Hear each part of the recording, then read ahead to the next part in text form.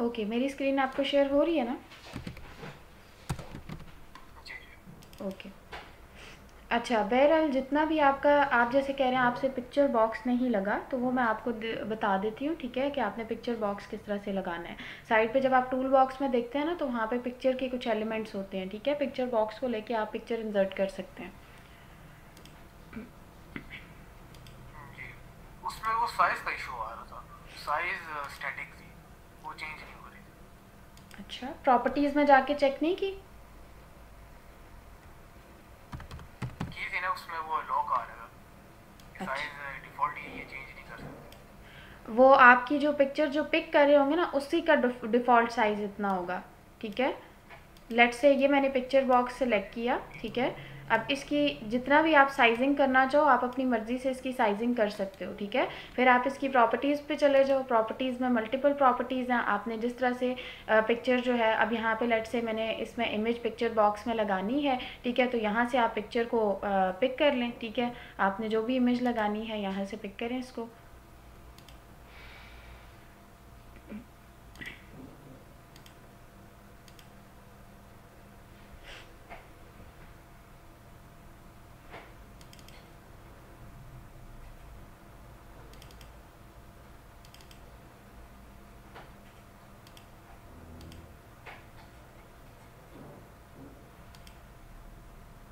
ये देखें, picture adjust हो चुकी है, ठीक है।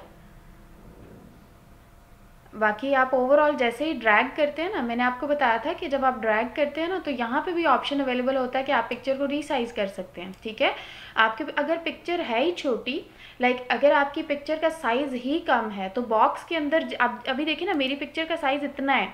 अब बॉक्स में देखें ये किस तरह से आ रही है। बॉक्स में अगर आप देखें ना, तो नीचे से ये शो नहीं कर रही उसको, ठीक है। थोड़ा सा मार्जिन है नीचे से, अगर बॉटम से चेक करें आप, ठीक है।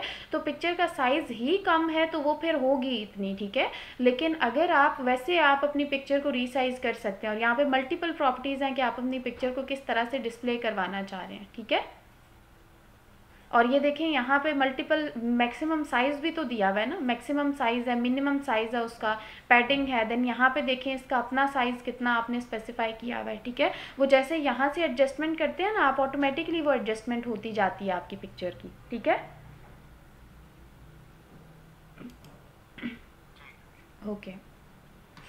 ओके जी, खैर आज हम ओवरऑल डिज़ाइन पर्सपेक्टिव से टूल बॉक्स में, अच्छा मैंने आप लोगों को एक और चीज़ भी दी थी कि आप लोगों ने चेक बॉक्स और चेक लिस्ट बॉक्स जो है, इसमें डिफरेंस भी देखना है। आप लोगों ने HTML पढ़ी, उसमें यही एलिमेंट्स हैं, इसी तरह से आप इस्तेमाल करते हो ना, सिर्फ टैग थोड़े बहुत चेंज हो जाते हैं, नेम्स थोड़े बहुत चेंज हो जाते हैं, ठीक है।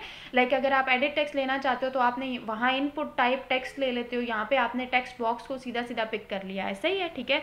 इसी तरह से बटन है, तो बटन वहाँ पे भी यूज़ करते हैं, यहाँ पे भी रेडियो बटन्स हैं, चेक बॉक्सेस हैं, लेकिन कुछ चीज़ों में थोड़ा बहुत डिफरेंस भी है, ठीक है। लाइक यहाँ पे अगर आप देखें तो दो चीज़ें, एक चेक बॉक्स है, एक चेक लिस्ट बॉक्स है। इनको चेक किया था?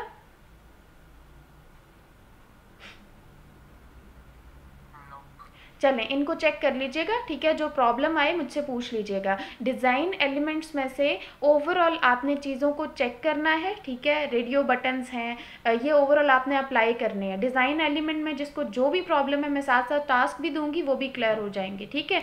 मेनली आज बात करते हैं डेटाबेसेस के ऊपर, ठीक है, कि डेटाबेस में हम किस तरह से काम करेंगे। डेटाबेसेस के लिए सबसे पहले आपको क्या करना पड़ता है, SQL सर्वर में ऑब्वियसली कोई एक स्टोर बनाना पड़ता है जिससे आप काम करते हो, ठीक है। अब आपकी चॉइस है, आप विंडोज़ ऑथेंटिकेशन के साथ काम करना चाहते हो या SQL सर्वर ऑथेंटिकेशन के साथ। ये दोनों मैं आपको एक्सप्लेन कर चुकी हूँ कि अगर आप सिक्योर कनेक्शन बिल्ड करना चाहते हैं तो आप SQL सर्वर के साथ कनेक्ट करेंगे, ठीक है। बाकी आपकी अपनी मर्जी, आप विंडोज़ के साथ भी काम कर सकते हैं और SQL के साथ भी काम कर सकते हैं, ठीक है।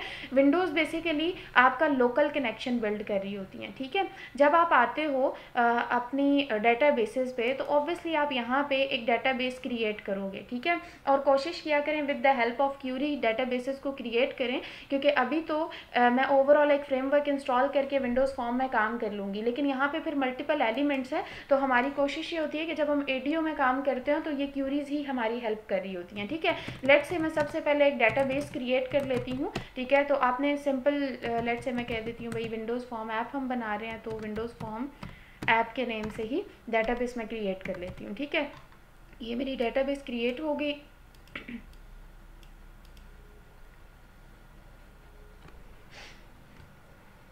ओके, अब इसी डेटाबेस को यूज़ कर लेते हैं।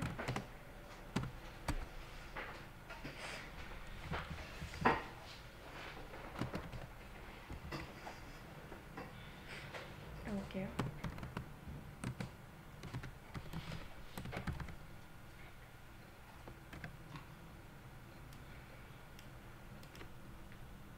ठीक है, हम इस विंडोज़ फॉर्म ऐप को यूज़ करते हुए अब इसके अंदर हम कुछ टेबल्स को क्रिएट कर लेते हैं। ठीक है, मेनली लेट्स से मैं एक एम्प्लॉय का सिनेरियो ले लेती हूँ। ठीक है, एम्प्लॉय और वो किस डिपार्टमेंट में काम कर रहा है। आपको याद होगा मैंने आपको ये जब लास्ट टाइम क्विज़ लिया एसक्यूएल का, तो सबसे लास्ट क्वेश्चन जो था वो आपका यही था कि आपने बताना है कि भाई एक एम्प्लॉय है जो किस डिपार्टमेंट में काम कर रहा है। तो आप लोगों ने सब ने उसमें किसी ने भी फॉरेन की नहीं क्रिएट की हुई थी। ठीक है, हालांकि मैंने आप लोगों को बताया था कि जब हम कहीं पे भी रिलेशनशिप क्रिएट करते हैं या एक से दो टेबल्स के साथ काम करते हैं तो हम क्या करते हैं, हम वहाँ पे फॉरेन की का रिलेशनशिप क्रिएट कर रहे होते हैं। ठीक है, 1 मिनट वेट करिएगा शहरयार। मैम अक्सर फवाद भाई पूछ रहे थे कि अगर यहाँ पे कुछ पेमेंट है तो उन्होंने बिल सबमिट करवाना है। अभी उनका पता नहीं बैंक से नहीं निकल रहे, तो शाम तक वो वापस कर देंगे। 3000 उनको चाहिए। नहीं, ठीक हो गया।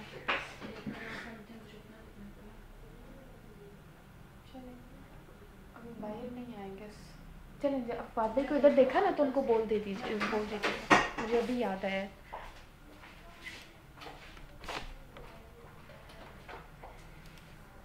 ओके, ठीक है शहरयार, आवाज़ आ रही है ना वापस आपको? ओके, मैं कंटिन्यू कर रही हूँ। अगर कोई इशू आता है तो माइक अनम्यूट करके बता दीजिएगा। ठीक है, ओके। बहरहाल मैं यहाँ पे अब मुझे लेट्स से मेनली मैं दो टेबल्स क्रिएट करूँगी, एक एम्प्लॉय का एक डिपार्टमेंट का। ठीक है, लेट्स से मैं एम्प्लॉय का टेबल क्रिएट करती हूँ। तो मैंने किया जी क्रिएट टेबल। ठीक है, जो भी आपने टेबल को नेम स्पेसिफाई करना है वो अपना नेम स्पेसिफाई कर दें। उसके बाद आपको पता है कि हमें कॉलम्स पहले स्पेसिफाई करने पड़ते हैं। मैंने कह दिया जी मुझे आईडी का कॉलम चाहिए, उसकी टाइप क्या होनी चाहिए, लेट्स से इंटीजर। ठीक है, उसके बाद मैंने इसको कह दिया भाई इसको मैं प्राइमरी की बना लेती हूँ। ठीक है, मैंने प्राइमरी की बना ली एंड देन मैं इसको कह देती हूँ भाई आइडेंटिटी है, और आइडेंटिटी में मैं कह देती हूँ भाई इतने का इंक्रीमेंट होना चाहिए। ठीक हो गया, ओके। अब यहाँ पे नेक्स्ट कॉलम में लेट्स से दे देती हूँ नेम। ठीक है, मैं यहाँ पे एक टेबल क्रिएट कर लेती हूँ। तो आप यहाँ पे साइज़ कुछ भी दे दें, लेट्स से मैं मैक्स ही दे देती हूँ। ठीक है, एंड इसको कर देते हैं नॉट नल। ईमेल ले लेते हैं।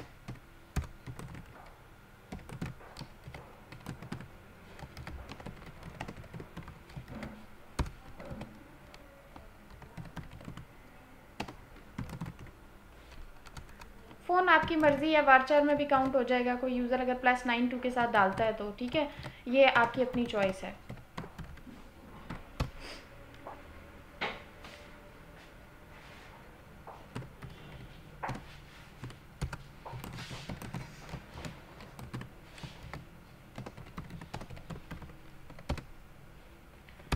ठीक है, चलें लेट्स से इतना आपने डाटा कलेक्ट कर लिया। ठीक है, अब अभी मैं इसको एग्जीक्यूट नहीं करूँगी। मैंने आपको लास्ट टाइम भी जब फॉरेन की करवाई थी तो मैंने कहा था पहले अपने पास सिनेरियो बना लिया करें, उसके बाद अगर किसी टेबल को अल्टर भी करना पड़े तो उसी में आप चेंजेस कर लिया करें, वरना फिर बार बार आपको अल्टर की कमांड चलानी पड़ती है। ठीक है, तो आप कोशिश करें कि पहले अपने पास सिनेरियो बना लें, देन उस पर उसको एग्जीक्यूट कर लें। ठीक है, तो मैंने कहा भाई एम्प्लॉय किस डिपार्टमेंट में काम करता है, इट मीन्स मुझे डिपार्टमेंट की भी इन्फॉर्मेशन चाहिए। ठीक है, जब आपको डिपार्टमेंट की भी इन्फॉर्मेशन चाहिए तो लेट्स से मैं यहाँ पे डिपार्टमेंट का भी टेबल क्रिएट कर लेती हूँ। ठीक है, सेम आईडी यहीं से कॉपी कर लेती हूँ और नेम भी जस्ट इनके जो कॉलम नेम्स हैं वो हम चेंज कर देते हैं। यहाँ पे मैं कर देती हूँ ई आई डी और यहाँ पे आप हम कर देते हैं डी आई डी, और सेम ई नेम लेट से और डी नेम कर देते हैं। ठीक है, ओके। तो अब यहाँ पे मैंने क्रिएट कर लिया, अभी एक मैंने स्नैरियो लिख लिया कि भाई मुझे एम्प्लॉय का भी टेबल क्रिएट करना है और मुझे डिपार्टमेंट का भी क्रिएट करना है। लेकिन अब सवाल ये है कि भाई मैं ये चाह रही हूँ कि एम्प्लॉय किस डिपार्टमेंट में काम कर रहा है, ठीक है। एम्प्लॉय जिस डिपार्टमेंट में काम कर रहा है अगर मुझे वो भी देखना है तो इसका मतलब ये है कि मैं 2 टेबल्स को ज्वाइन करूँगी।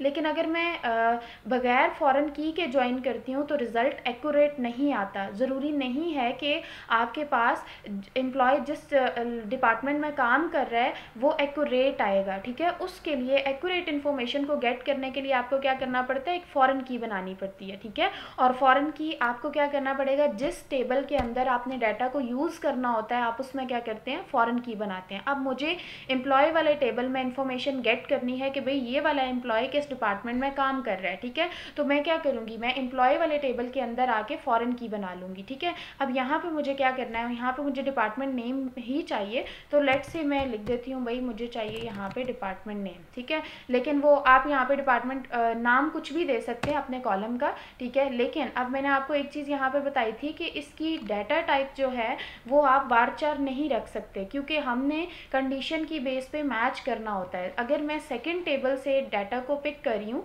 जो कि है मेरे पास डिपार्टमेंट का टेबल, तो डाटा हम with the help of primary की पिक करते हैं, ठीक है। अगर आप data with the help of primary की पिक कर रहे हैं, ठीक है, तो आप क्या करते हैं, फिर आपकी डाटा टाइप उसकी प्राइमरी की डाटा टाइप से मैच होनी चाहिए, ठीक है। अब लेट से मैंने लिख दिया इंटीजर, ठीक है। और उसके बाद अब मैं ये चाह रही हूँ कि भाई इसको आपने फॉरेन की बनाना है ना, ठीक है। तो यहाँ पे लिख लें फॉरेन की, ठीक है। रेफरेंस आपने कहाँ का देना है, आप यहाँ पे रेफरेंसेस का कीवर्ड लिख लें, ठीक है। कौन से टेबल का रेफरेंस चाहिए आपको, मैं ये चाह रही हूँ कि भाई डिपार्टमेंट का जो टेबल है, ठीक है, उसकी जो DID है, डिपार्टमेंट की ID, ठीक है, वहाँ से मैं इसको रेफ़र कर रही हूँ, ठीक है। लेकिन इसके लिए अब मुझे एम्प्लॉय के टेबल की क्यूरी को एग्जीक्यूट करने से पहले डिपार्टमेंट की क्यूरी को एग्जीक्यूट करना पड़ेगा, क्योंकि जब डिपार्टमेंट का टेबल ही नहीं होगा तो वो कैसे इस वाली लाइन को एग्जीक्यूट कर देगा, ठीक है। तो अब सबसे पहले मैं क्या करूँगी, मैंने सिनेरियो बना लिया, ठीक है। तो मैं डिपार्टमेंट वाले टेबल को एग्जीक्यूट कर दूँगी, सही है। डिपार्टमेंट वाला टेबल एग्जीक्यूट हो गया। उसके बाद अब मैं यहाँ पे ये काम करती हूँ कि एम्प्लॉय वाला जो टेबल है इसको भी एग्जीक्यूट कर देती हूँ, ठीक है जी। आवाज़ कट कट के आ रही है, अच्छा। कहाँ से आपको क्लियर नहीं हुई चीज़,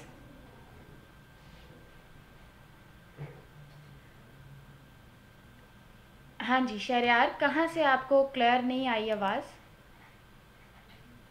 मैं एक दफ़ा रिपीट कर रही हूँ, अगर स्टिल इशू आता है तो मुझे बताइएगा, ठीक है। ओके, मैंने सिर्फ ये कहा कि जी आवाज़ आ रही है,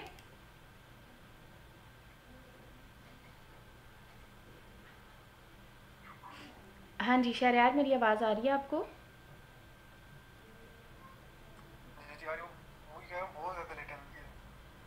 अच्छा बहुत ज़्यादा, ओके एक मिनट मैं रिफ़्रेश करती हूँ फिर चेक करते हैं इसको।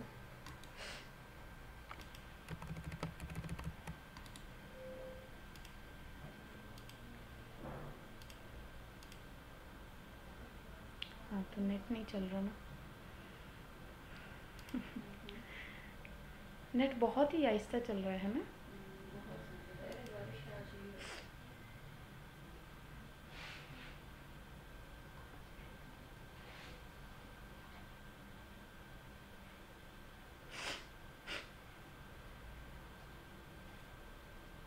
है आपने जब भी इनको कनेक्ट करेंगे, ठीक है, तो इनको कनेक्ट करना है विजुअल के साथ, ठीक है। तो इनको विजुअल के साथ कनेक्ट करने का तरीका क्या है, ठीक है। उसके लिए आपको एक फ्रेमवर्क इंस्टॉल करना पड़ता है। आप आएंगे अपने विजुअल स्टूडियो पे, ठीक है। आप विजुअल स्टूडियो पे यहाँ पे टॉप पे टूल्स का ऑप्शन आपके पास अवेलेबल होता है, ठीक है। टूल्स के ऑप्शन में आपके पास एक ऑप्शन है न्यूगेट पैकेज मैनेजर का, ठीक है। यहाँ पे जो भी पैकेजेस आपको रिक्वायर्ड होते हैं आप यहाँ पे आके उनको इंस्टॉल करते हैं। आपने आ जाना है manage NuGet package for solution पे,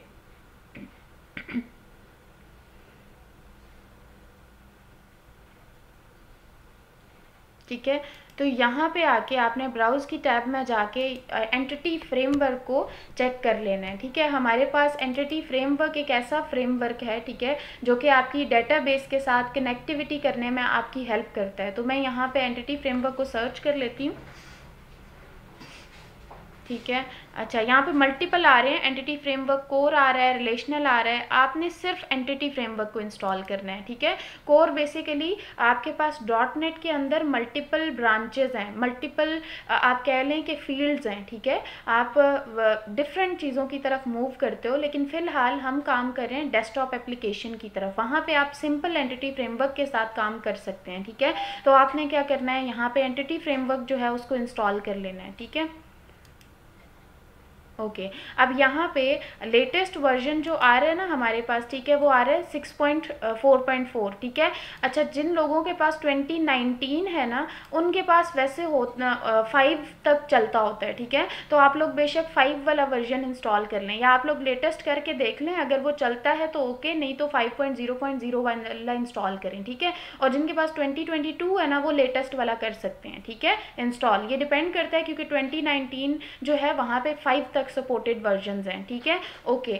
आप लोग एक दफ़ा बेशक लेटेस्ट के साथ इसको टेस्ट कर लें। ठीक है।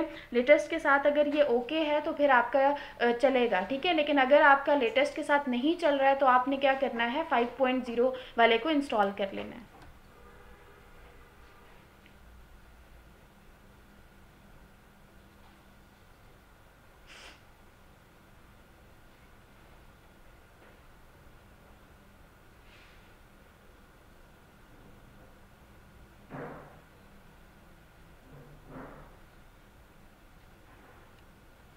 ओके जी, ये यहाँ पे सक्सेसफुली इंस्टॉल हो चुका है। ठीक है।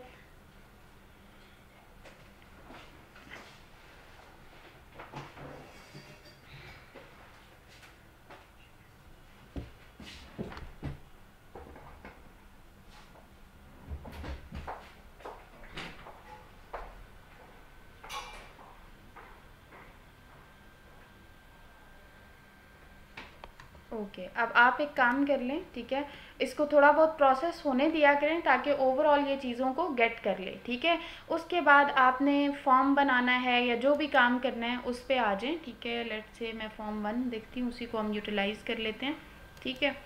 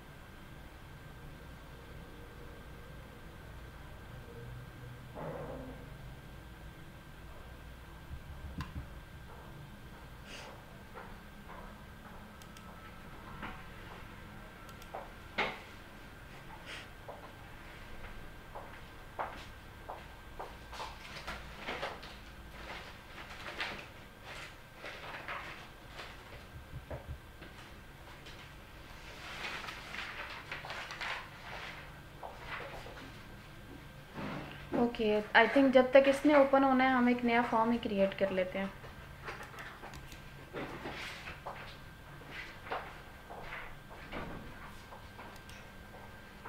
नया फॉर्म आप सिंपली जो आपका सोल्यूशन है वहाँ पे राइट क्लिक करेंगे, ऐड करें और न्यू आइटम आप ऐड कर सकते हैं।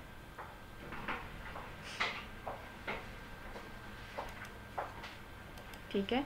लेट्स से अब मैं 2 फॉर्म्स बनाऊंगी। ठीक है। एक आप बना लें जी, मेन फॉर्म बना लें। ठीक है। लेट्स से मैं बना लेती हूँ डैशबोर्ड। ठीक है।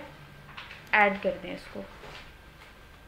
अब इस डैशबोर्ड पे मुझे चाहिए, यहाँ पे लेट्स से मैं ले लेती हूँ एम्प्लॉय। हम काम करें एम्प्लॉय डिपार्टमेंट के साथ। ठीक है। तो मैं लेट्स से एक बटन ले लेती हूँ। ठीक है जी। इसको यहीं से थोड़ा रीसाइज कर लेते हैं। और ये थोड़ा सा इसको डिज़ाइन कर लेते हैं, बाकी आप लोगों को आइडिया है। ठीक है।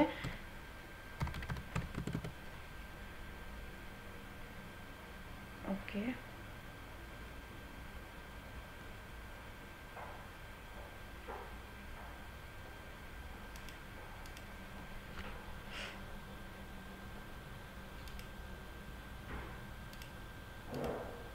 ठीक है, इसी को मैं कॉपी करती हूँ और मैं 2 दफ़ा पेस्ट कर लेती हूँ, एक डिपार्टमेंट के लिए इसके साथ अलाइन कर लेती हूँ। ठीक है, यहाँ पे आप बेशक टेक्स्ट चेंज कर दें। अब आपके पास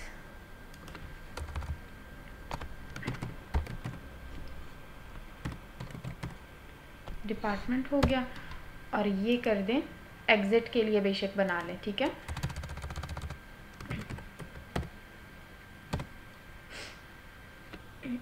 ओके अब यहाँ पे डैशबोर्ड पे मैंने सिंपल 3 पॉइंट्स बना लिए कि एम्प्लॉय, डिपार्टमेंट एंड एग्जिट।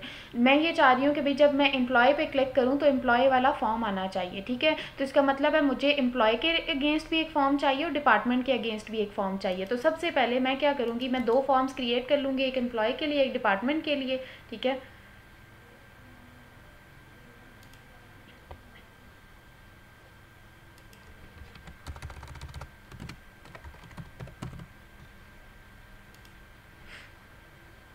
ठीक है, एंड देन नेक्स्ट मैं क्रिएट कर लेती हूँ डिपार्टमेंट के लिए।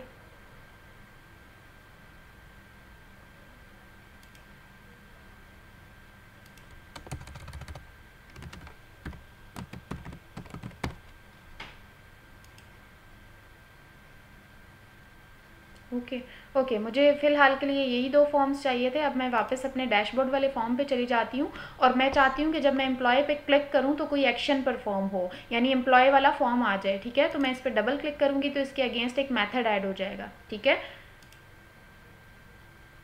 ओके, इसके अगेंस्ट एक मेथड ऐड हो जाएगा। ठीक है, अब यहाँ पे आपको मैंने लास्ट टाइम भी बताया था, मैं ये चाहती हूँ कि भाई ये वाला फॉर्म जो है, जो डैशबोर्ड वाला फॉर्म है वो हाइड हो जाए। ठीक है, अगर आप ये चाहते हो कि भाई डैशबोर्ड वाला फॉर्म हाइड हो जाए तो उसके लिए आप इसी फॉर्म पे काम कर रहे हो तो दिस डॉट हाइड कर दोगे। ठीक है, कि भाई ये वाला फॉर्म आपका क्या हो जाना चाहिए, हाइड हो जाना चाहिए। ठीक है, और जो फॉर्म शो होना है, लाइक हम एम्प्लॉय वाला फॉर्म शो कराना चाहते हैं तो मैं पहले एम्प्लॉय का ऑब्जेक्ट बनाऊंगी। ठीक है, एम्प्लॉय का बेसिकली एक क्लास बन जाती है। ठीक है, आप उसका ऑब्जेक्ट बना लें।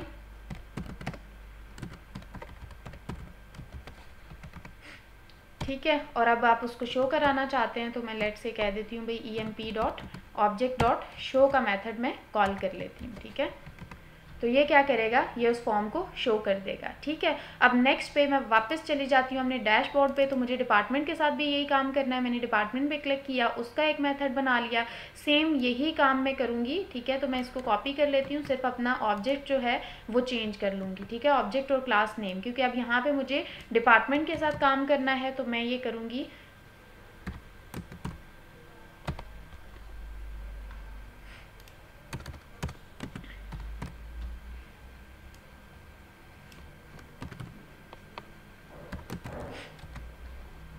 ठीक है, तो यहाँ पे डिपार्टमेंट को शो कर दें। ओके हो गया। ठीक है, एंड देन लास्ट पे आपके पास अगर आप देखें तो आपके पास एग्जिट का बटन है। ठीक है, अगर आप ये चाहते हैं कि एप्लीकेशन ही फुल एग्जिट हो जाए तो उसके लिए आपके पास मेथड होता है, एप्लीकेशन की क्लास होती है, उसके साथ एक मेथड कॉल करते हैं डॉट एग्जिट का। ठीक है, तो वो क्या करता है, आपकी एप्लीकेशन को एग्जिट कर देता है। सही है, मैंने क्या किया, मैंने डैशबोर्ड बनाया। ठीक है, डिज़ाइन, और उसके पीछे 3 मेथड्स ऐड कर लिए। ठीक है, जिसमें मैं सिंपली फॉर्म को हाइड शो कर रही हूँ और एप्लीकेशन को एग्जिट कर रही हूँ। ठीक है, अब मैंने क्या करना है, अब मैं एक दफ़ा रन करके चेक कर लेती हूँ कि क्या मेरा डैशबोर्ड जो है वो वर्क कर रहा है। अच्छा, अब यहाँ पे एक सिनेरियो ये है कि जब मैं रन करूँगी तो मेरा फॉर्म 1 आएगा। ठीक है, अब मैं ये चाहती हूँ कि मेरा फॉर्म 1 के बजाय ये डैशबोर्ड वाला आए। ठीक है, तो आप यहाँ पे आएँ तो प्रोग्राम डॉट सी एस की फ़ाइल है आपके पास सोल्यूशन में। ठीक है, मैंने आपको बताया था कि हर एक मेथड का एक अपना मेन होता है, हर एक जब भी आप इंटरफेस में काम करते हैं तो उसका अपना मेन होता है। ठीक है, यहाँ पे देखें तो इसका मेन ये मेथड है और इसमें फॉर्म 1 कॉल हुआ हुआ है। बजाय इसके कि मैं फॉर्म 1 से स्टार्ट करूँ, मैं यहाँ पे कह देती हूँ भाई डैशबोर्ड से स्टार्ट होगा। ठीक है, तो यहाँ पे अब जब मैं रन करूँगी तो डैशबोर्ड से स्टार्ट होगा। ठीक है,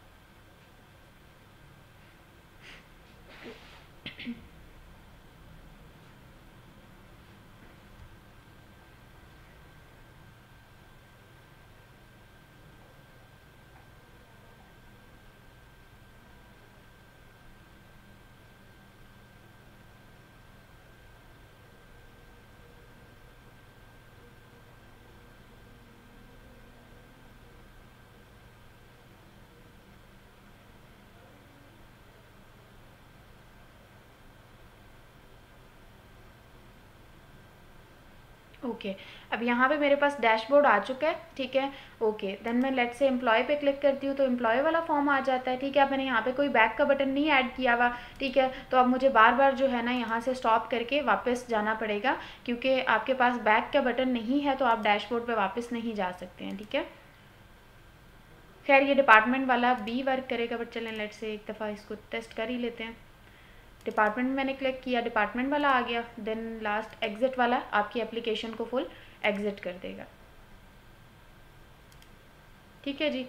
अब आपकी एप्लीकेशन क्या हो चुकी है, एग्जिट हो गई है, ठीक है। यहाँ तक इसका मतलब है वर्किंग फॉर्म में है। अब मैं क्या करती हूँ, जो डिपार्टमेंट वाला मेरे पास फॉर्म है ना, ठीक है, उसको हम पहले डिज़ाइन कर लेते हैं, क्योंकि देखें मैंने 2 टेबल्स बनाए, ठीक है। और 2 जो टेबल्स मैंने बनाए एम्प्लॉय और डिपार्टमेंट का। अब डिपार्टमेंट में कोई डाटा स्टोर नहीं है, तो जब मैं एम्प्लॉय में डाटा स्टोर करने जाऊँगी तो क्या स्टोर हो जाएगा या एरर क्रिएट करेगा?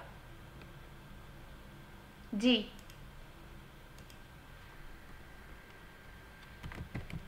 हाँ जी, एरर क्रिएट करेगा। हाँ, क्योंकि हमने फॉरेन की लगी हुई है ना, और फॉरेन की में डाटा ही नहीं है, ठीक है। तो वो एरर क्रिएट करेगा, ठीक है। मैं पहले डिपार्टमेंट का एक फॉर्म बना लेती हूँ। हमने वहाँ पे सिर्फ नेम ही इंसर्ट किया हुआ है, क्योंकि आईडी को हमने ऑटो इंक्रीमेंट किया हुआ है, ठीक है। तो मैं यहाँ पे एक सिंपल सा ले लेती हूँ इंटरफेस,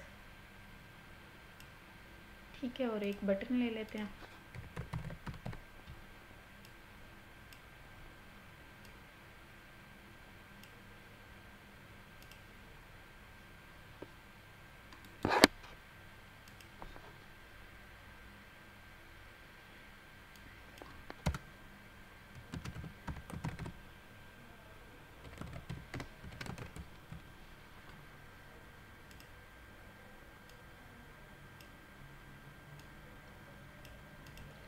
मैं सिर्फ इस टेक्स्ट बॉक्स का जो है नेम चेंज कर देती हूँ, ताकि बाय नेम जब हम इसे कॉल करेंगे तो ये टेक्स्ट बॉक्स 1 2 तो वो फिर आपके पास जो है ना आ तो जाता होता है, लेकिन अच्छी बात है कि आप मीनिंगफुल नेम्स इसको असाइन करें, ठीक है।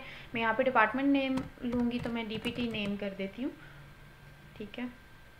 और इसको कर देते हैं, ये टेक्स्ट बॉक्स है ना, तो मैं यहाँ पे टेक्स्ट बॉक्स भी लिख देती हूँ, डीपीटी नेम टेक्स्ट बॉक्स, ठीक है।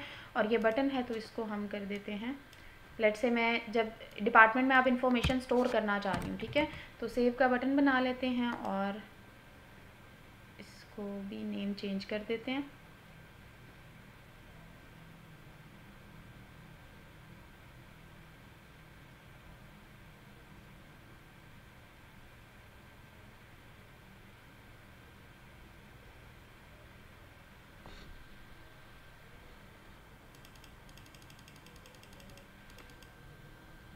अच्छा नेम मैंने दे दिया सेव, पर टेक्स्ट नहीं चेंज किया।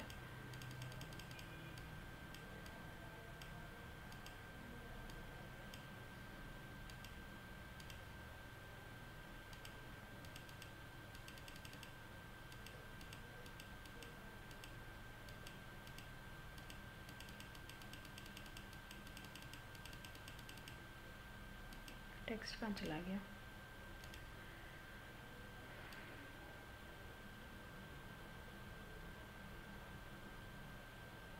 ये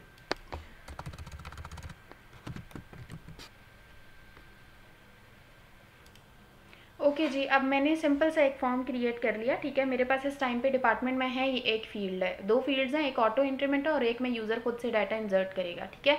और मैं यहाँ से जब डाटा इंसर्ट करूँगी तो ये मेरे डिपार्टमेंट वाले टेबल में जाना चाहिए। अभी मैंने सिर्फ एंटिटी फ्रेमवर्क इंस्टॉल किया था, ठीक है। अब एंटिटी फ्रेमवर्क जब आपने इंस्टॉल किया तो अब आपको कैसे पता कि भाई ये मैं यही डाटाबेस इस्तेमाल कर रही हूँ, ठीक है, क्योंकि मेरे पास एसक्यूएल सर्वर में मल्टीपल डाटाबेसेस हैं, ठीक है। तो आपको क्या करना पड़ता है, आपको अब कनेक्टिविटी करनी पड़ती है, ठीक है। मतलब आप क्या करोगे, जब आपने एंटिटी फ्रेमवर्क इंस्टॉल कर लिया तो अब आपको क्या करना पड़ेगा, जो आपकी डाटाबेस है उसके साथ कनेक्ट करना पड़ेगा, ठीक है। तो डाटाबेस के साथ कनेक्ट करने का तरीका ये है कि आप यहाँ से सिंपल इस पर राइट क्लिक कर दें, ऐड करें, आइटम ही ऐड कर लें, न्यू, और यहाँ पे ये डाटा की जो टैब है ना, यहाँ पे आ जाना है आपने, ठीक है। और डाटा की टैब में टॉप पे देखें तो आपके पास है ADO.NET एंटिटी डाटा मॉडल, ठीक है। बेसिकली आप एंटिटी डाटा मॉडल को यूज़ करते हुए अपनी डाटाबेस के साथ कनेक्शन कर रहे हैं, ठीक है। तो यहाँ पे मैं क्या करूँगी, ADO.NET एंटिटी डाटा मॉडल को चूज़ करूँगी, इसको रीनेम कर सकते हैं, मैं इसको मॉडल 1 ही रहने देती हूँ, ऐड कर लें, ठीक है। ओके अब यहाँ पे देखें तो यहाँ पे एक इंटरफेस आपके पास आ रहा है EF डिज़ाइनर फ्रॉम डेटाबेसेस, ठीक है। आपने एंटिटी फ्रेमवर्क को इस्तेमाल कर रहे हैं ना, ठीक है, तो हम EF डिज़ाइनर फ्रॉम डेटाबेस को चूज़ करेंगे जो कि इसकी फर्स्ट अप्रोच है, ठीक है। नीचे आप डिस्क्रिप्शन भी पढ़ सकते हैं। ये क्या करती है, ये एक मॉडल को क्रिएट करेगी एंटिटी फ्रेमवर्क डिज़ाइनर में, ठीक है, based on the existing database. Like जब हम इसको चूज़ करें ना तो आप देखेंगे कि हमारे पास एक ERD बनी हुई आ जाएगी, ठीक है। तो मैंने इसको चूज़ किया, नेक्स्ट पे क्लिक किया। अब यहाँ पे ये कहेगा कि भाई आप कौन से सर्वर को एक्सेस करना चाहते हैं, ठीक है। मैं यहाँ पे टॉप पे देखें न्यू कनेक्शन आ रहा है मेरे पास, मैं इस न्यू कनेक्शन पे क्लिक करूँगी।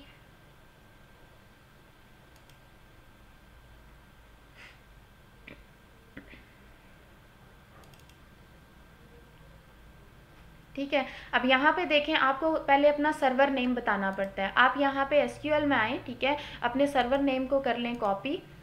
ये हमारे पास है सर्वर नेम, इसको करें कॉपी, ठीक है, और वापस यहाँ पे जाएं, यहाँ पे अपने सर्वर नेम को पेस्ट करें। अब आप कौन सा मेथड इस्तेमाल कर रहे थे, ठीक है, आप यहाँ पे विंडोज़ ऑथेंटिकेशन करना चाहते हो या फिर SQL सर्वर, ठीक है। सिक्योर कनेक्शन बनाना है तो SQL सर्वर ऑथेंटिकेशन को चूज़ कर लें। जैसे ही आप SQL को चूज़ करेंगे आपको यहाँ पे अपना यूज़र नेम एंड पासवर्ड देना पड़ेगा। ये वही यूज़र नेम पासवर्ड होगा जो कि आप SQL में इस्तेमाल करते हैं। अब यहाँ पे देखें कनेक्ट टू डेटाबेस, तो सेलेक्ट और एंटर अ डेटाबेस नेम, ठीक है। यहाँ पे सारी डेटाबेसेस लोड हो चुकी हैं। मैं अपनी लेट से मैंने काम करना है विंडोज़ फॉर्म ऐप पे, ठीक है, तो मैं यहाँ पे वही डेटाबेस चूज़ कर लेती हूँ जो कि मैंने बनाई हुई है, ठीक है। अपने कनेक्शन को यहाँ से टेस्ट कर लें। टेस्ट कनेक्शन सक्सीडेड हो चुका है, ओके कर लें और यहाँ से भी इसको ओके कर दें।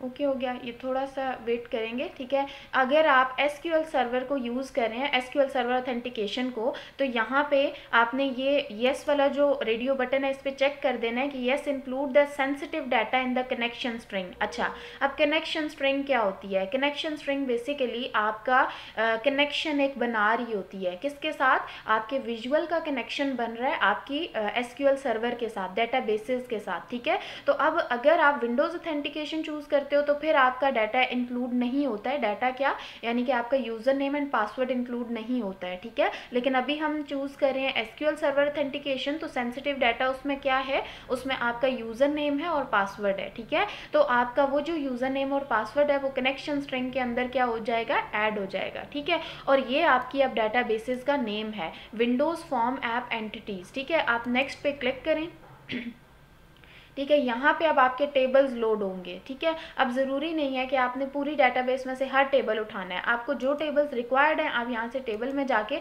अभी देखिए मैंने बनाए ही 2 थे तो मुझे ये दोनों चाहिए, तो आप इसको सिंपल सारा चेक कर लें, ठीक है। तो मुझे ये टेबल्स चाहिए, ठीक है। और यहाँ पे आप देखें मॉडल की नेम स्पेस का नेम क्या होगा, विंडोज़ फॉर्म ऐप मॉडल होगा, ठीक है। मैं इसको यहाँ से फिनिश कर देती हूँ। ओके, तो अब ये थोड़ा सा वेट करेंगे आप, ठीक है। तो यहाँ पे ये ऐड करेगा, आपके कनेक्शन को बिल्ड करेगा, ठीक है। एक EDMX फाइल जनरेट हो जाएगी। सिक्योरिटी वार्निंग आती है तो इसको आप ओके कर दिया करें।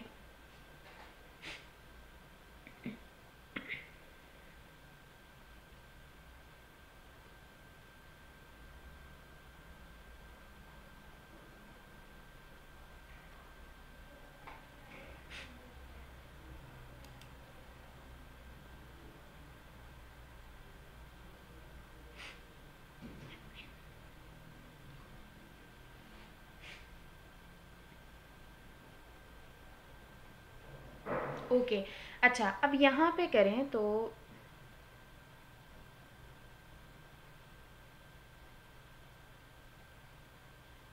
ओके, अच्छा अब यहाँ पे देखें तो आपके पास क्या है, मैंने कहा था कि एक EDMX की एक्सटेंशन से आपके पास डायग्राम आ जाएगी, ठीक है।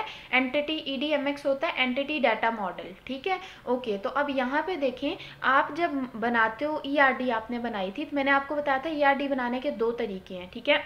ओके, और शरियार आपने इसी वे से ERD बनाई थी, ठीक है। आपके टेबल का नाम आता है, फिर आपकी जो प्रॉपर्टीज़ हैं वो आती हैं, ठीक है। अब ये किसके साथ लिंक्ड है, देखिए नेविगेशन प्रॉपर्टीज़ में बताया हुआ है कि ये एम्प्लॉय के साथ लिंक्ड है, ऐसा ही है ना, ठीक है। और आप देखिए इनका रिलेशनशिप भी क्रिएट हुआ हुआ है, ठीक है। एक डिपार्टमेंट में मल्टीपल एम्प्लॉयज़ हो सकते हैं, तो ये देखें आपके पास यहाँ पे 1 to many का रिलेशनशिप क्रिएट हुआ हुआ है, ठीक है। और एम्प्लॉय में जितने भी कॉलम्स थे वो यहाँ पे आ चुके हैं, और एम्प्लॉय वाले टेबल में बताया हुआ है कि ये डिपार्टमेंट वाले टेबल से लिंक्ड है, ऐसा ही है।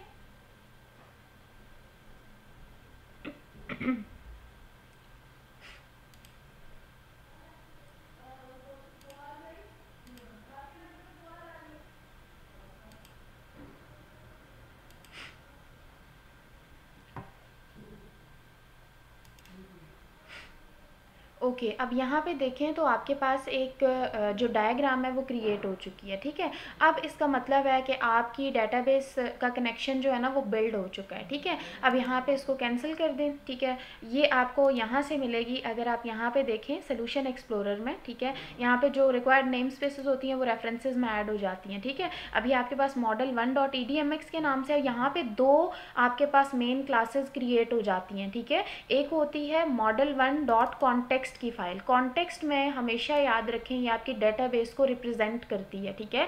आपकी कॉन्टेक्स्ट फाइल में आपकी डेटाबेस का नेम होगा, ठीक है, और ये आपकी डेटाबेस को रिप्रेजेंट कर रही होगी, ठीक हो गया। अब यहाँ पे अगर आप देखें तो मेरे पास ये रिप्रेजेंट कर रही है मेरी डेटाबेसेस को, तो मेरी डेटाबेस का नेम क्या है, विंडोज़ फॉर्म ऐप एंटिटीज़, ठीक है। तो मैं इसको इस्तेमाल करूँगी। और उसके बाद अगर आप देखें तो मेरे पास जो 2 मॉडल क्लासेस हैं जिनको मैं यूज़ कर रही हूँ, department.cs, ठीक है, और employee.cs की क्लास है, ठीक है। अब मैं डिज़ाइनर पे नहीं जाती, मैं यहाँ पे इसकी जो मॉडल क्लास है ना उसमें ओवरऑल चली जाती हूँ।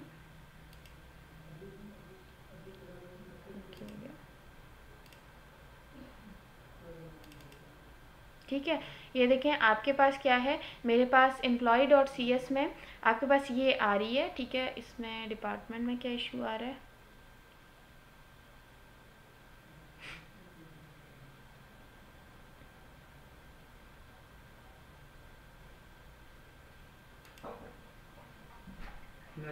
जी आ जाए।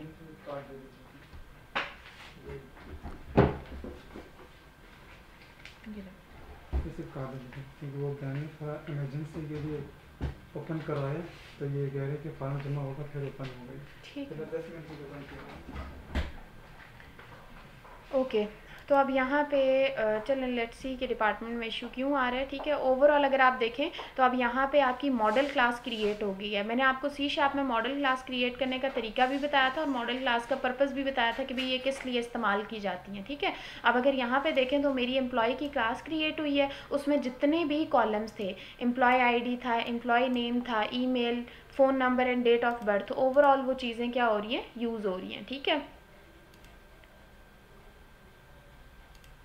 ओके तो यहाँ पे अगर आप देखें तो मेरे पास क्या है, एम्प्लॉय की एक क्लास बन चुकी है, ठीक है। और वो लिंक्ड किसके साथ है, डिपार्टमेंट नेम उसमें फॉरेन की है, ठीक है। तो यहाँ पे आपके पास ये फॉरेन की इस तरह से आके लिंक्ड हो जाती है, ठीक है। और ये डिपार्टमेंट की क्लास के साथ लिंक्ड है, तो आपकी डिपार्टमेंट की क्लास भी यहाँ पे यूटिलाइज हो रही है, ठीक है। ओके जी, अब यहाँ पे अगर मैं आ जाऊँ तो डिपार्टमेंट वाली, ओके अच्छा, यहाँ पे वैसे आपकी डिपार्टमेंट वाली क्लास की ना मॉडल क्लास भी शो नहीं हो रही, तो मे बी ये इस वजह से एरर क्रिएट कर रहा है कि भी आपकी डिपार्टमेंट वाली क्लास शो नहीं हो रही है, ठीक है।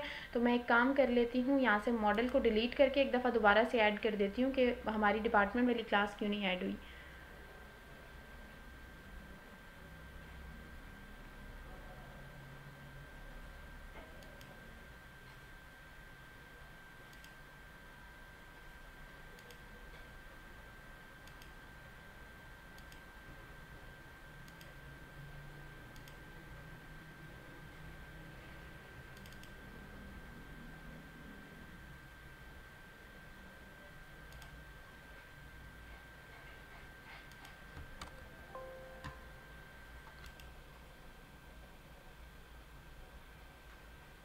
ओके मैंने डिलीट कर दिया। अब मैं इसी स्टेप को रिपीट करूँगी ताकि मेरी वो जो डिपार्टमेंट वाली क्लास है उसको भी गेट कर ले।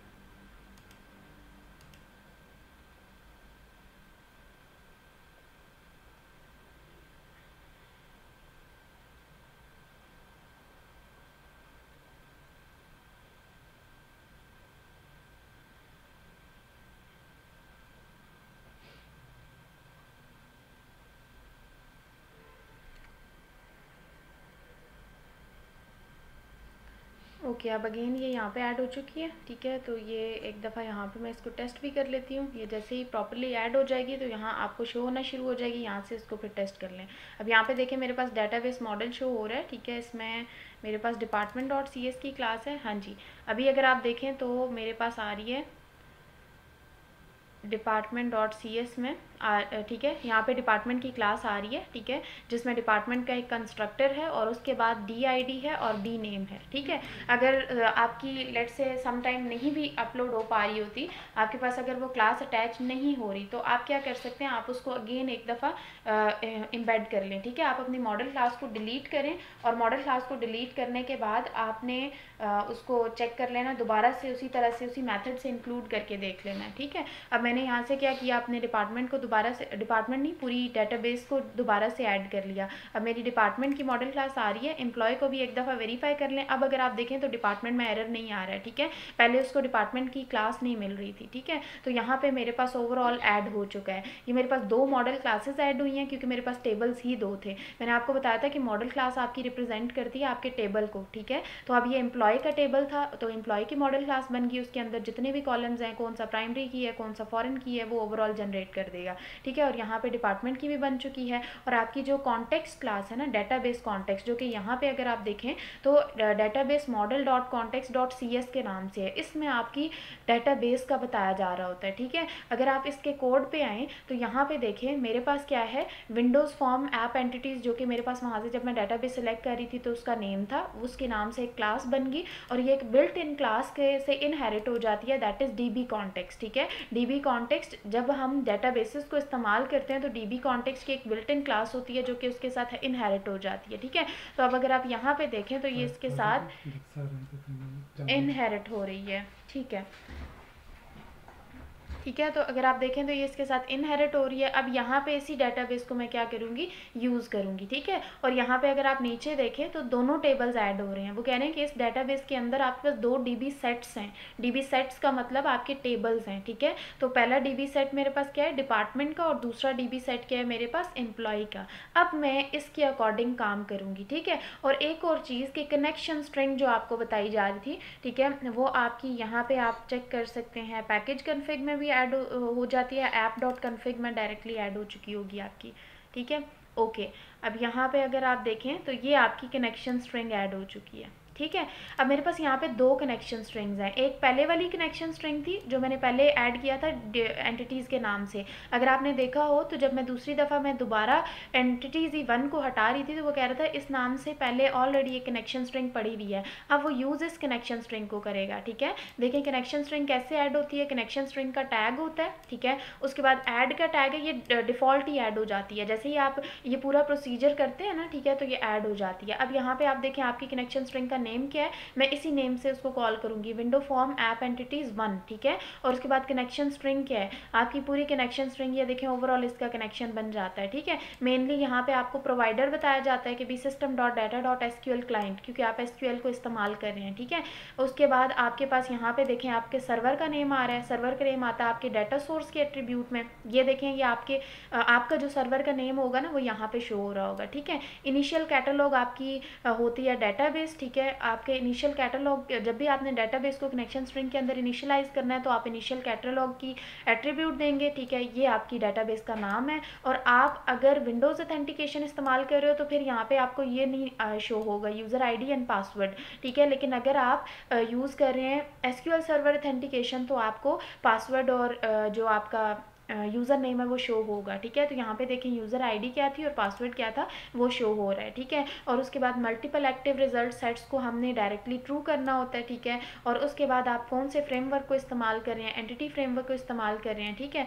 उसमें प्रोवाइडर नेम क्या है आपका, system.data.entity क्लाइंट, ये ऑटोमेटिकली ऐड हो जाता है, ठीक है। बताने का मकसद ये है कि जैसे ही आप उसको ओवरऑल बिल्ड करते हो, तो आपके पास एक कनेक्शन स्ट्रिंग ऐड हो जाती है, ठीक है, और ये आपकी ओवरऑल होती है app.config फाइल में, ठीक है। एंड देन आपके पास डेटाबेस भी ऐड हो चुकी है, मॉडल क्लासेस भी ऐड हो चुकी हैं। अब हम क्या करेंगे, डाटा को सेव करवाएंगे, ठीक है। अब डाटा हमने सेव कहाँ पे करवाना था, हमारे पास हमने डैशबोर्ड के बाद हमारे पास दो क्लासेस थी, एक एम्प्लॉय.cs आई गेस मॉडल क्लास है, इसको भी रिमूव कर दें, ठीक है, और ये EDMX को भी कैंसिल कर दें। मेरे पास डैशबोर्ड का डिज़ाइन है, ठीक है, और उसके बाद यहाँ से मैं फॉर्म ओपन कर लेती हूँ, ठीक है। हमारे पास फॉर्म था,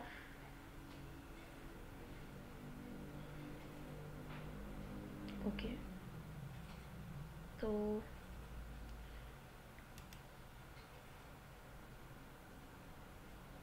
ओके जी, अच्छा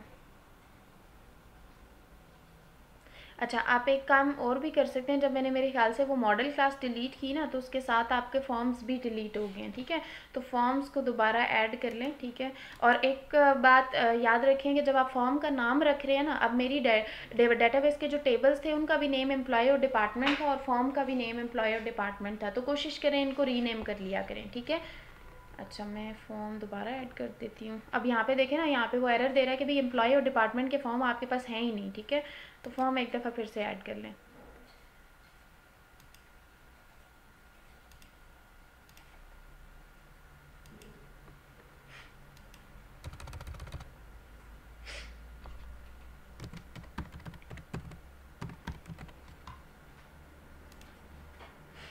ओके, ये एम्प्लॉय का फॉर्म है, और इसी तरह से मैं एक डिपार्टमेंट का फॉर्म ऐड कर लेती हूँ।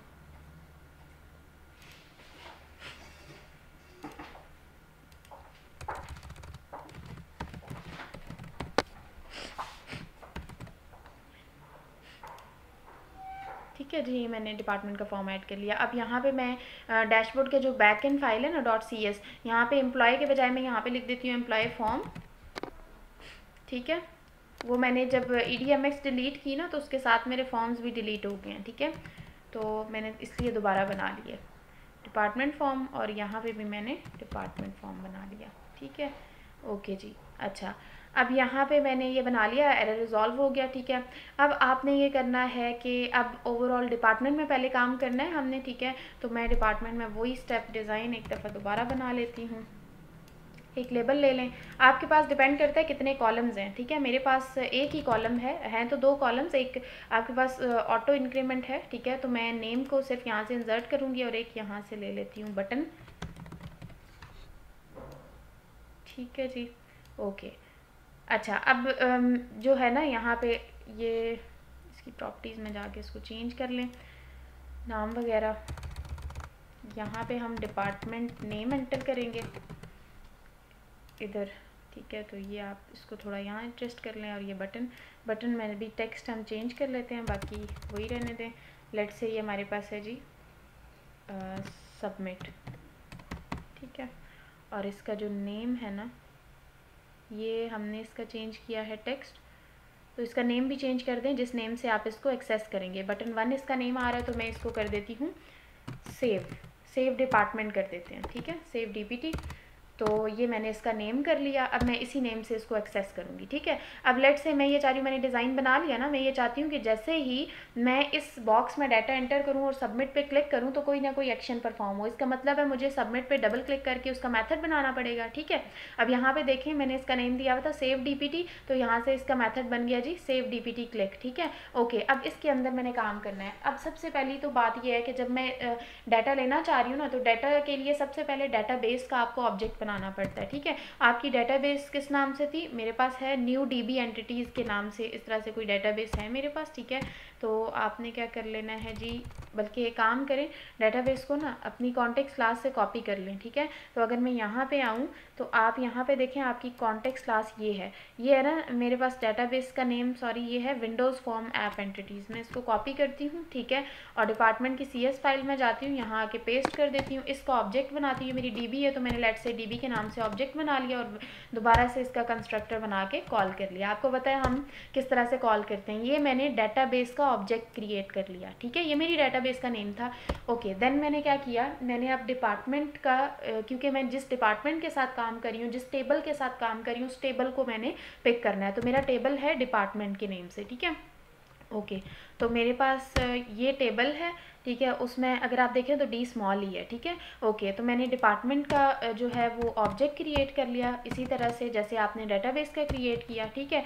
अब मैं क्या कर सकती हूँ, एक्सेस कर सकती हूँ। अब मैंने डाटा सेव करवाना है ना, ठीक है, तो आपने पहले ये जो ऑब्जेक्ट है वो लिखना है डॉट। अब इसके अंदर 2 कॉलम्स हैं, देखिए डी आई डी भी शो हो रहा है, डी नेम भी शो हो रहा है। मुझे पिक क्या करना है, डी नेम, क्योंकि डी आई डी तो ऑटो इंक्रीमेंट है, मैंने पिक कर लिया डी नेम। ये डी नेम कहाँ से आ रहा है, यहाँ की ये जो डिपार्टमेंट डॉट सी एस की मॉडल क्लास है ना, ये देखें यहाँ से आएगा ये, ठीक है। ओके अब यहाँ पे मैं वापस चली जाती हूँ इधर, ठीक है, मैंने उधर से पिक किया। मैंने कहा भाई इस कॉलम में आपने इंसर्ट क्या करना है, आपने जो डाटा इंसर्ट करना है वो कहाँ से पिक होगा, आपके इस एडिट टेक्स्ट से। अगर आप डिपार्टमेंट के डिज़ाइनर में जाए ना, इस एडिट टेक्स्ट से डाटा पिक होगा और वो आपके पास आएगा, ठीक है। तो इस एडिट टेक्स्ट का नेम क्या है, ये जो आपके पास है टेक्स्ट बॉक्स, आई गेस इसका नेम होगा टेक्स्ट बॉक्स 1, लेकिन एक दफ़ा मैं वेरीफाई भी कर लेती हूँ, ठीक है। आप यहाँ पे जाएँ, इसको एक दफ़ा वेरीफाई कर लें प्रॉपर्टीज़ से कि भाई इसका नेम यही है, ठीक है।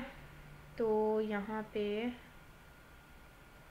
ये टेक्स्ट बॉक्स 1, ठीक है, यानी यही नेम है, मैं इसी के थ्रू इसको पिक कर लेती हूँ। मैंने कहा टेक्स्ट बॉक्स 1 डॉट, ठीक है, उसका टेक्स्ट पिक कर लो। तो मैंने डॉट टेक्स्ट कॉल कर लिया कि भाई उसका टेक्स्ट पिक करो, उसको स्टोर करा दो डिपार्टमेंट वाले कॉलम में। स्टोर करा दिया मैंने, ठीक है। अब जब आप करते हैं स्टोर, मैंने करा दिया, ठीक है, तो आपके पास एक मेथड होता है, आप इसको डाटाबेस में भी सेव कराना है। अभी ये क्या कर रहा है, ये यहाँ से डाटा ले रहा है और इस कॉलम के अंदर स्टोर कर रहा है, ठीक है। अब आपने डाटाबेस में स्टोर कराना है तो उसके लिए आपने जो डाटाबेस का ऑब्जेक्ट बनाया हुआ है वो डॉट, आपकी डेटाबेस में आपके पास ये डिपार्टमेंट्स का एक ऑब्जेक्ट बना हुआ है। ये कहाँ पे बना हुआ है, अगर आप अपनी कॉन्टेक्स्ट क्लास में आए ना, ये इधर, तो आप यहाँ पे देखें ये डिपार्टमेंट्स के नाम से ऑब्जेक्ट बना हुआ है, ये डायरेक्टली इसको एक्सेस करेगा, ठीक है। मैं इस टेबल में डालना चाह रही हूँ तो मैं यहाँ पे आऊँगी, आपके पास इसकी बैकएंड फाइल पे चले जाएँ, दिस वन, ठीक है। मैंने कहा db डॉट डिपार्टमेंट्स, ठीक है, डॉट, उसके बाद आप ऐड करना चाह रहे हो तो एक बिल्ट इन मेथड होता है ऐड का, ठीक है, आप वो कॉल करते हैं। अब आप ऐड करना क्या चाह रहे हैं, आपका डाटा जा रहा है इस ऑब्जेक्ट में, ये डिपार्टमेंट डीपीटी वाले ऑब्जेक्ट में, आपने वो ऑब्जेक्ट यहाँ पे क्या कर देना है, पास कर देना है, ठीक है। तो इसका मतलब है कि आपका जो डाटा है, ठीक है, वो आपका इस टेबल के अंदर ऐड हो चुका है, ठीक है। और लेकिन अभी तक ये डाटाबेस में सेव होगा बट परमानेंटली सेव नहीं होगा। तो परमानेंटली चेंजेस को सेव करने के लिए आपके पास एक मेथड होता है db डॉट सेव चेंजेस, ठीक है। db आपके डाटाबेस का ऑब्जेक्ट है और सेव चेंजेस एक मेथड है जो कि आपकी डाटाबेस में परमानेंटली डाटा को स्टोर करता है, ठीक है। ये आपके डाटा को स्टोर कर देगा, ठीक है। अब अगर आप चाहते हो कि भाई फ्रंट एंड पे मुझे कोई मैसेज भी शो हो कि भाई आपका डाटा सेव हो चुका है या नहीं, ताकि मुझे जो है प्रॉपर पता चल जाए कि मेरा डाटा सेव हुआ है या नहीं, तो आप मैसेज बॉक्स में एक अलर्ट शो करा सकते हो, ठीक है। तो अलर्ट शो कराने के लिए मैंने आपको बताया है मैसेज बॉक्स की क्लास होती है, ठीक है। अगर आप इसको थोड़ा बहुत डिज़ाइन करना चाहते हो तो भी कर सकते हो, ठीक है। लेट्स से मैं कहती हूँ कि भाई यहाँ पे आना चाहिए डिपार्टमेंट,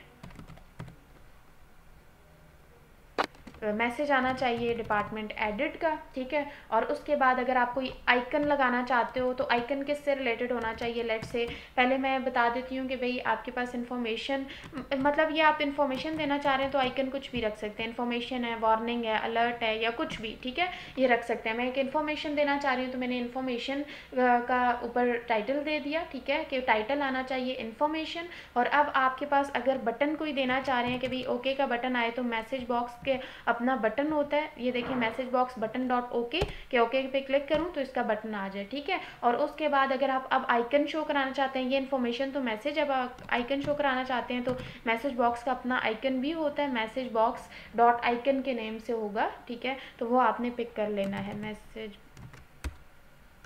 बॉक्स आइकन, जी। यहाँ पे देखें मैसेज बॉक्स आइकन, अब डॉट मल्टीपल आइकन्स होते हैं, एरर है, इन्फॉर्मेशन है, वार्निंग है। अब ये एक इन्फॉर्मेशन है कि भाई आपका डाटा सेव हो चुका है तो मैं इन्फॉर्मेशन ले लेती हूँ, ठीक है। तो ये मल्टीपल मैसेजेस होते हैं जिनको आप यूज़ कर सकते हैं, ठीक है। अब अगर आप देखें तो मैंने सिंपल एक, मैंने आपको कहा था कि अलर्ट बॉक्स को आप कस्टमाइज़ भी कर सकते हो, ठीक है। मैंने ये लिखा कि भाई ये मैसेज है मेरा कि डिपार्टमेंट ऐड हो चुका है आपका, ये ऊपर टाइटल आएगा कि आपको इन्फॉर्मेशन दे रहा है, या आपका बटन है ओके का क्लिक करेंगे तो आपका डायलॉग ख़त्म हो जाएगा, ठीक है। और ये आपका आइकन है ओवरऑल, ठीक हो गया। अब मैं इसको एग्जीक्यूट करके चेक कर लेती हूँ कि क्या मेरा डिपार्टमेंट जो है वो डाटाबेस में सेव हो रहा है या नहीं हो रहा, ठीक है।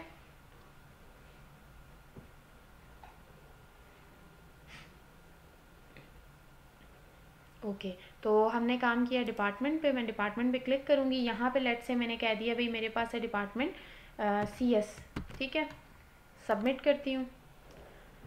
अब मैं वेट करूँगी अपने अलर्ट का, ठीक है। अलर्ट जनरेट होगा तो ही मुझे पता चलेगा कि डिपार्टमेंट मेरा ऐड हो चुका है। अब देखें अलर्ट को जो डिज़ाइन किया मैंने, ऊपर टॉप पे क्या हेडिंग आ रही है, इन्फॉर्मेशन, ठीक है। फिर इन्फॉर्मेशन के साथ यहाँ आइकन आ रहा है और वो बता रहा है कि ये इन्फॉर्मेशन का आइकन होता है, ठीक है। ओके, अब वो कह रहा है कि आगे आपका मैसेज आ रहा है कि डिपार्टमेंट एडेड, ठीक है, आपका डिपार्टमेंट ऐड हो चुका है। ओके के पे क्लिक करेंगे तो आपको ये अलर्ट डायलॉग बॉक्स ख़त्म हो जाएगा, ठीक है। अब मैं वहाँ से जाके चेक करना चाहती हूँ कि यहाँ पे डाटा आया है या नहीं। ऑब्वियसली अगर ऐड हुआ है तो यहाँ पे भी ऐड होगा, लेकिन लेट से अब मैं चेक करना चाहती हूँ, ठीक है। यहाँ से अपनी जो डेटाबेस इसमें हम काम कर रहे हैं, ठीक है, यहाँ से सेलेक्ट करके चेक कर लें।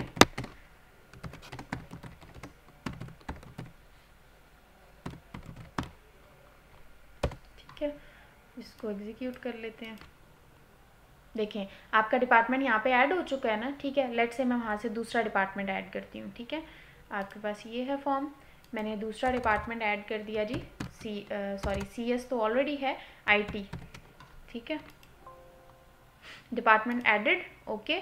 और यहाँ पे जाके चेक कर लें, दोबारा से रिफ़्रेश करें, ये देखें डिपार्टमेंट ऐड हो चुका है, ठीक है। तो जितने डिपार्टमेंट्स यहाँ पे आप ऐड करेंगे यहाँ पे डाटा ऐड होता जाएगा। क्लियर, ठीक है। तो अब यहाँ पे देखें तो अभी मैंने क्या कर लिया, मैंने डाटा इंसर्ट कर लिया, ठीक है। मैं एक दफ़ा रिपीट करूँगी कि ओवरऑल आपने क्या काम किया। हमने सिंपल पहले आपने यहाँ पे आके एक डाटाबेस क्रिएट की, 2 टेबल्स क्रिएट किए, ठीक है। एक एम्प्लॉय का, एक डिपार्टमेंट का। फ़िलहाल हम डिपार्टमेंट के साथ काम कर रहे हैं तो मैंने डिपार्टमेंट में डाटा इंसर्ट करना था तो मैं यहाँ पे आई, ठीक है। यहाँ से इसको मैं स्टॉप कर देती हूँ। ओके, तो मैंने क्या किया, मैंने यहाँ पे अपना एक फॉर्म बनाया था डैशबोर्ड का, ठीक है, जो कि मेरा मेन फॉर्म था, वो यहाँ पे आपको मिलेगा।